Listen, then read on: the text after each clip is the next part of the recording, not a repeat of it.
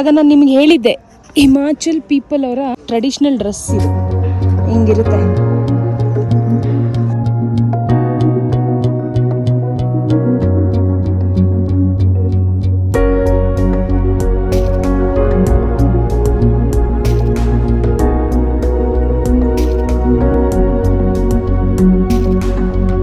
ಇದು full reservation. ಈ ಕಡೆ ಲಾಸ್ಟ್ ಕಂಪಾರ್ಟ್ಮೆಂಟ್ ಜನರಲ್ ಕಂಪಾರ್ಟ್ಮೆಂಟ್ ಯಾವಾಗ ಖಾಲಿ ಇದೆ ಹೇಳಿ.